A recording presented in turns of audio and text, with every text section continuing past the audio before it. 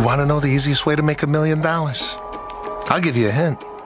It isn't ransom or armed robbery. I'm talking a simpler way, a cleaner way. No guns, no brute force. All it takes is a trustworthy smile and an understanding of one simple truth. There's nothing people crave more than easy money. In 1920, a broke immigrant became one of the richest, most famous men in America in just 9 months. He stole the equivalent of $250 million, changed American finance forever, and made sure the world would never forget his name. More than 100 victims are tied up in this $39 million Ponzi scheme. The judge called it one of the largest Ponzi schemes in history. This banking empire was nothing more than a massive Ponzi scheme.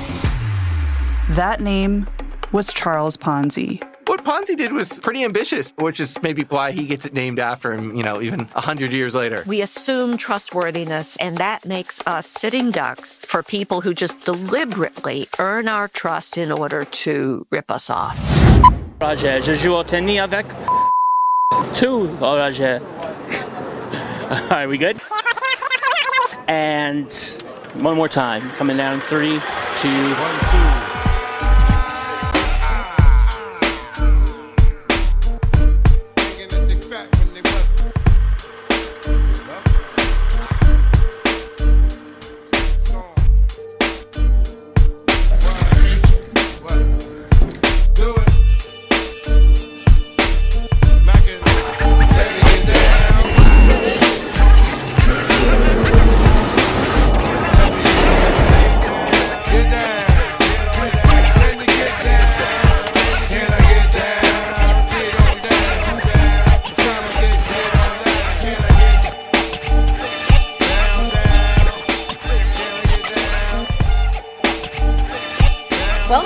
Tonight's a wonderful night. We're on the red carpet, and you were the moderator tonight, correct? I am. Are you excited about this? It's the first time they did a docudrama as a podcast. I know. I'm very excited. Look, I've never been a moderator of a panel before, so I'm a bit of a rookie. However, I got to listen to all 8 episodes of the podcast, and I just think it's such a wonderful and interesting new way of storytelling. The way that they interweave the dramatic reenactments with, the historical facts, with the researchers and the journalists. They really, set the stage, set the tone, and then let you sort of dive into kind of what the conversations would have been. And it's very rare to have a historical figure have left you a memoir the way Charles Ponzi did. And, Ponzi schemes are something that happen all the time, every day. And, it's a cautionary tale. And to understand sort of the impetus behind it, the humans behind it, the characteristics that make up a Ponzi schemer, it was fascinating and riveting. It made me want to watch the movie, which I hope they do one day. Yes, and hopefully that they will. And speaking of movies, I know, Harlan, you were going to talk about last year, about the 25th. Yeah, it's nice to see you around, Tribeca, 2 years in a row. Yeah, thank you. Last year we had an incredible celebration, the 25th of The Sopranos. How awesome was it being with the cast and everybody again? It's always awesome to get everybody together, and to celebrate at Tribeca in New York. Yeah. It's just encompasses everything about that whole experience.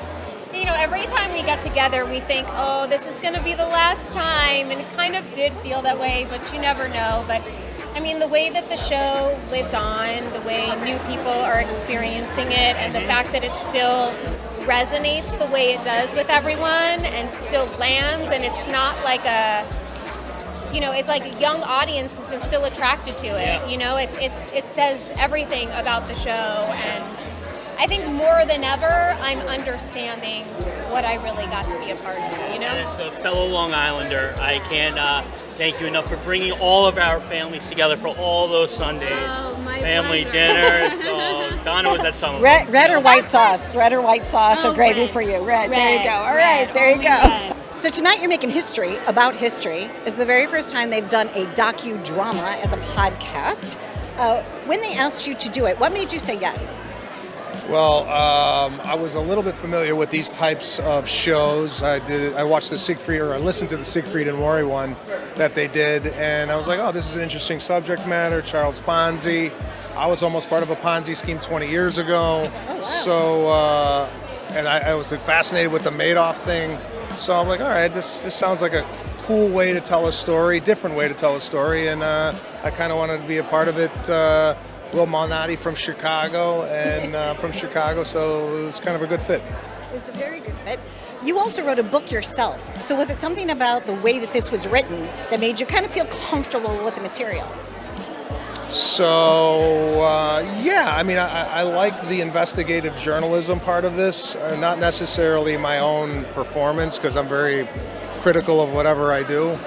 When I'm like listening to this podcast, I'm like, all right, let's get to the investigative journalism. I don't want to hear me talk. But yeah, I found it very interesting that a guy comes to the United States and steals $250 million from people, although I don't think he intentionally wanted to do that at first, but just got in a hole so deep he couldn't get himself out. And I'm not saying you're going to feel sorry for this guy, but there is a likable thing about Charles Ponzi. Plus, he's 5'2". Who's going to be afraid of a guy who's 5'2"? Nobody.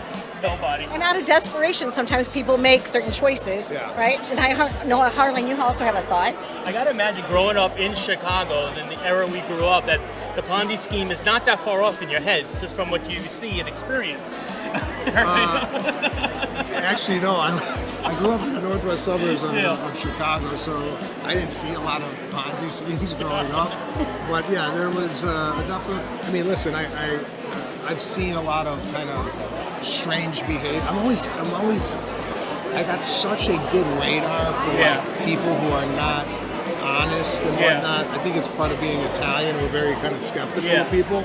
So generally speaking, we don't get involved in a lot of things. We're always kind of like, what do you want from me? What are you doing? Yeah. However, Charles Ponzi basically ripped off his own people. I mean, a lot of the people that he initially went to were of Italian descent, which, you know, they felt like they could trust another Italian. You can never trust another Italian. No.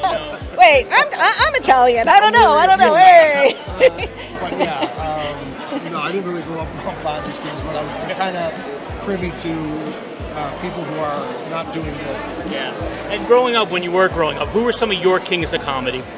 I grew up with Johnny Carson in the 80s, so I watched Carson a lot, Don Rickles, kind of the older ilk, the Seinfelds, the Pryors, the George Carlins, so that's kind of who I said. John Ritter, who's not really a stand-up. He's a comedic actor who does a lot of physicality and kind of inspired me to do physical comedy. Actually just met his son this week, which was kind of a big thing for me. Yeah, it was, those were my influences. Awesome. Thank you, brother. Well, we were limited on the questions. I could talk to you for hours, but it was so sincerely nice to meet you. Nice to meet and you. wish you always the best of luck. Just don't get Ponzi. I won't get Ponzi. By the way, you were no Ponzi's so right here. about Passover. You're so right about Passover. So right. Thank you so much.